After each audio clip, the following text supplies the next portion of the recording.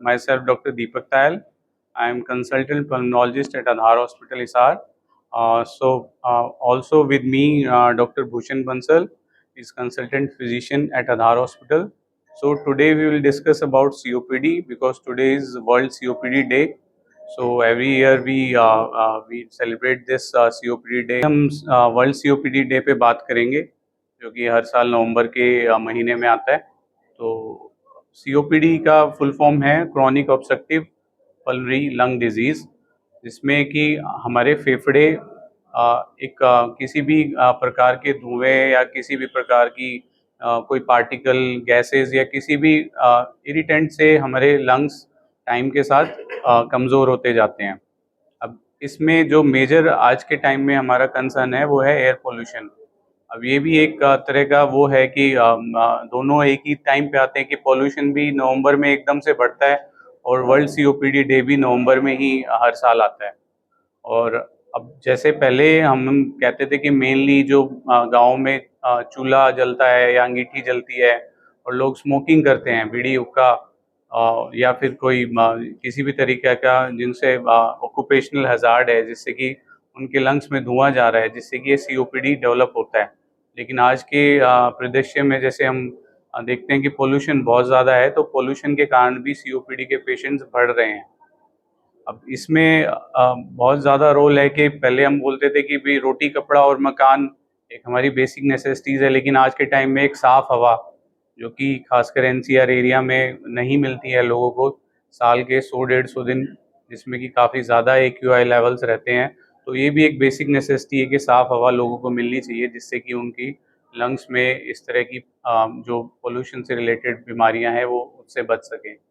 और इस पोल्यूशन से सिर्फ COPD नहीं और तरह के लंग इन्फेक्शन जिसमें निमोनिया, ब्रोंकाइटिस और अदर क्रॉनिक कफ जैसी प्रॉब्लम्स हो सकती हैं, जिससे कि हम देखते हैं कि पेशेंट्स की OPD रिलेटेड विजिट्स या फिर उनको एडमिट होने के लिए भी कई बार इस मौसम में उनकी तकलीफ़ें बढ़ जाती हैं।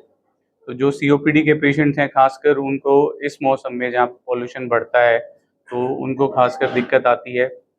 छाती जाम होने के कारण उनको OPD में भी ज़्यादा विज़िट करना पड़ता है और कई बार एडमिट भी होना पड़ता है। खासकर बच्चे और जो बूढ़े हैं जिनके लंग्स अभी तक पूरी तरह डेवलप नहीं हुए, उनके लंग्स में निमोनिया होने के चांसेस रहते हैं और बड़े जिनकी उम्र 60 साल से ऊपर है उनको भी ये तकलीफ़ें रहती हैं और जिनको कोमॉर्बिड कंडीशंस हैं, डायबिटीज़, हाइपरटेंशन या हार्ट डिज़ीज़, उनके लिए भी ये काफ़ी मतलब हानिकारक साबित हो रहा है। इसका और जो अब आजकल एयर पोल्यूशन बढ़ रहा है उसका एक रोल काफ़ी हद तक COPD के बाद लंग कैंसर में भी हम देख रहे हैं कि जो नॉन स्मोकर्स थे या फिर जिन लोगों ने पहले स्मोकिंग नहीं की या फिर इस तरह की जो थे कि काफ़ी हद तक अब पहले लंग कैंसर 50 साल से अधिक लोगों में मिलता था उनकी उम्र, लेकिन अब लंग कैंसर यंग लोगों में भी मिल रहा है क्योंकि एयर पोल्यूशन अब NCR एरिया में काफ़ी ज़्यादा बढ़ चुका है। सर मेरा इस वर्ल्ड COPD डे पे सभी लोगों से जो आग्रह है वो ये है कि जो COPD होने के मुख्य कारण हैं, कुछ पुराने कारण जो सभी को पता है, जैसे कि स्मोकिंग करना, किसी भी तरह के धुएं के संपर्क में आना, या फिर जो हमारे पहले बायोगैस हम प्रोड्यूस यूज़ करते हैं, गाँव में चूल्हा यूज़ करते हैं, मूंगफली यूज़ करते हैं। ये जो कन्वेंशनल चीज़ें हैं इनके ऊपर तो हमें काम करने की ज़रूरत है ही, क्योंकि ये एक इम्पोर्टेंट फैक्टर तो है ही है जिसकी वजह से COPD की संख्या दिन प्रतिदिन बढ़ रही है। लेकिन एक नई चीज़ जो पिछले कुछ सालों से बढ़ी है वो है एयर पोल्यूशन, जैसा सबने बताया, जिससे आजकल के समय में जो लोग स्मोकिंग नहीं भी करते हैं लेकिन दूषित वातावरण में सांस लेने की वजह से उनके अंदर सांस की बीमारियां बढ़ने की संभावनाएं ज़्यादा हो रही हैं। तो मेरा इस COPD डे पे सभी लोगों से आग्रह ये है कि आप एक स्वस्थ हवा में सांस लें, इसके लिए धूम्रपान से बचें, गैस का प्रयोग करें, घर से बाहर जाए तो मास्क लगाएं और जितना हो सकता है अपने आप को ऐसे एनवायरनमेंट में रखें जहाँ पे आपको साफ हवा उपलब्ध हो। सर, महिलाएं ग्रामीण क्षेत्र में चूल्हा इस्तेमाल करती हैं, तो कितना प्रभाव पड़ता है उससे? चूल्हा, जैसे मैंने पहले बताया कि बहुत ही एक इम्पोर्टेंट फैक्टर है। गांव में से जो महिलाएं हमारे पास आती हैं जिनको COPD होता है, उसमें पहले गांव में हमारे पास गैस की अवेलेबिलिटी नहीं थी, हमारे कुछ सोशल इश्यूज थे, कुछ हमारे फाइनेंशियल इश्यूज थे, जिसकी वजह से हम चूल्हे पर ज़्यादा निर्भर थे। उसकी वजह से धुआं फेफड़ों के अंदर जाता है, जिससे कि फेफड़ों की नलियाँ धीरे धीरे सिकुड़ जाती हैं और फेफड़े काम करना कम कर जाते हैं। जिससे लंबे समय में खांसी और सांस की समस्याएं हो जाती हैं। इन सभी चीज़ों से बहुत आसानी से बचा जा सकता है अगर हम गैस का प्रयोग करें। तो यूथ का जैसे आप नशे का ज़्यादा हो गया है, सिगरेट का, यूथ कितने परसेंट इसमें रहते हैं?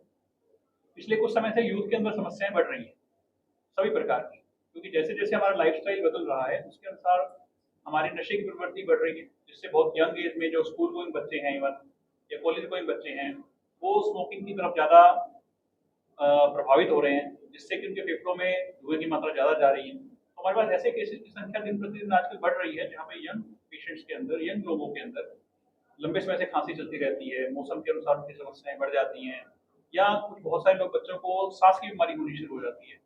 तो ये सभी चीज़ें हमारी इन समस्याओं को बढ़ा रही हैं, और नशे से तो हमें हर कीमत पे दूर रहने की आवश्यकता है। डॉक्टर साहब, लेडीज में देखा जा रहा है सीपीओडी ज़्यादा है,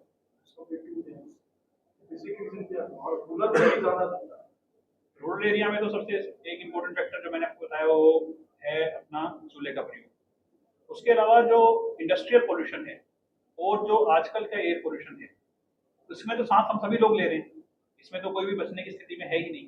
पहले से ही ज़्यादा प्रोन होते हैं लंग डिजीज के प्रति, जिससे कि वजह से जब भी वो धुएं के संपर्क में आएंगे उनमें समस्याएं होने की संभावनाएं आमतौर पे बढ़ जाती हैं। तो इसलिए अब बदले हुए सिनेरियो में फीमेल्स जो हैं वो भी इससे अछूती नहीं है, और ऐसा कह देना कि अब सीओपीडी सिर्फ मेल्स की बीमारी है, ऐसा नहीं।